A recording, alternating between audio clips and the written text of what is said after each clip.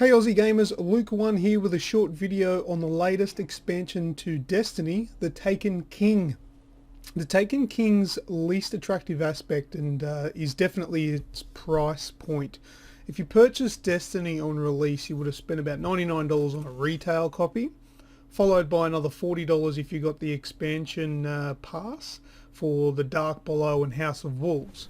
Now, with the addition of the Taken King, the total price now, you're looking at around $210. Now, that's quite expensive for one game.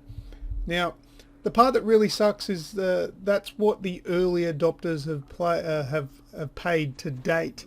If you decided to play it on day one. However, if you haven't played it up until now and you're just getting into it with the Taken King, all you need is one purchase of $99 retail and you'll get everything. You'll get Destiny, the two expansions of the Dark Below and the House of Wolves, including the Taken King.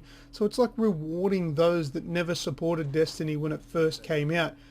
I mean, that's good for them, but you know, like a discounted upgrade price would have been nice for people that have already purchased all of the previous content, but that's something that wasn't taken up, which is unfortunate for myself and for other people that were early adopters. Anyway, thankfully that's where the negativity ends for the Taken King. So let me just go through a couple of things that have been quite impressive about it. It adds quite a lot to Destiny that arguably should have been there from day one. Then I would argue that it probably would have been received a little bit better from the gaming community should the Taken King been what was Destiny from the beginning. So the Taken King adds about 4 hours or so of extra missions or extra story missions that you can play through, and that includes a single player only mission that will grant your character a third subclass. Now the hunters will get themselves a mystical bow and arrow. Titans will be able to smash their enemies with large flaming hammers, and warlocks will be able to shoot lightning out of their hands, a little bit like those hatted guys from Big Trouble in Little China. If you're of my vintage, you'll know what I mean. Those new subclasses are fantastic. My main character is a warlock, and I really enjoy shooting the lightning. It takes you back into third-person mode, and you float around rather than walking and running, and you shoot lightning out your hands. It's really awesome. So that adds a lot of value. That's not something that you'll get sick of too quickly. Now the story missions feel like they actually tell a story now. So they've got a bit more of a few more cutscenes than it did in the original game. Looks like you can actually skip those scenes now, and also exemplary voice acting by Nathan Fillion. He's done a really good job playing Cayde. He's one of the characters heavily narrates the Taken King. He's kind of like by your side, gives you missions to do, and there's quite a fair bit of humour to it. He's interesting and adds a lot to the game, I believe. Now the changes with the way the leveling works. So there's obviously been some level caps. The Taken King ups the game's level cap to 40, and it's not a grind like it has been before, which is very thankful. So before the Taken King, Destiny require you to earn items with a special light value in order to level up past level 20, which essentially was the level cap.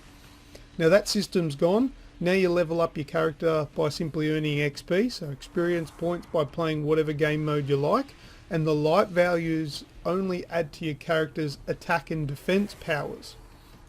So without the Taken King, your level cap is raised to 34, and if you get the Taken King, it'll be that level 40 as the cap, and your character's level and light are now separate statistics. So light is now calculated by the average of the attack and defense scores of all your gear. Weapons, ghosts, class items and artifacts now all contribute to light. So you've got a 40 level cap for your base character, plus a 310 light level cap as well. And I find that it's a little bit more, it's a little easier to understand, a bit easier to do that, to get your level up. It took me Probably the best part of a day, well, when I say a day, maybe 5 hours or so, to get my character from level 34 to 40. And then took me a couple of days just to catch up to my mates that had already been playing this game. I'm now up to about level 290 or so on the light level, which puts me up there, and I'm a pretty powerful character already. Now there's still plenty to do, and there's a lot of loot drops now. That's something that's been improved in the Taken King. The RNG, or the random number generator, has been tweaked, and now when you defeat a massive boss, there's a very good chance that you're going to get 2 or 3 rare engrams that drop, and obviously a better chance goes along with it with getting legendary and exotics as well. Now I still haven't got myself any exotics or anything like that from an engram drop, but I have picked up quite a lot of gear through engram drops, which has obviously been increased, it's a bit more rewarding to play, because you're not going to slog yourself out through a massive strike to find out you get nothing at the end. So that's pretty cool. Now I'm not very big on the multiplayer side of Destiny, say the PvP, but there have been a few new levels added, some game modes as well, which is good for people that are into that stuff, but that's not for me, so I don't know too much about that. But look, I've had a really good time. I've had my hands on the Taken King now for about 3 days, and there's still plenty to do. I haven't tried the raid yet because I've only just gotten up high enough level to try it out, so I will be doing the raid probably in the next week or so. And yeah, there's so much content to do now. There's new characters, obviously new enemies, which is the Taken. The Taken are essentially just copies of all the existing enemies, except they've been taken by the Taken King, and now basically do his bidding. So one thing as well, I did say that was all I was going to say that was negative, but I have to say that Destiny without the Taken King is a little bit pointless. There are so many things that you get locked out of. You can't do the daily missions, you can't do the heroics or anything like that. They're all locked out from the Taken King.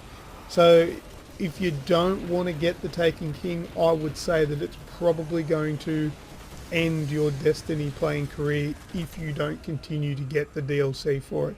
But if you do, you will get your money's worth. It is worth it. It is still very high priced. I don't want to say that it's valued correctly, but you'll get your money's worth if you're into Destiny. So if you're thinking that you want to get back into Destiny because you loved it back on year 1, I'd recommend getting the Taken King. It's a pretty decent chunk of DLC there, which is probably why the price is where it is. But anyway, that's all I've got to say for now. Thank you very much for watching my video, and feel free to head across to Aussie Games Express on Facebook and give us a like. Subscribe to our YouTube channel. We're coming up. We're going to be doing a lot more videos in the not so distant future, and yeah, that'll do. Thank you very much. I've been Luke1. Have a nice day.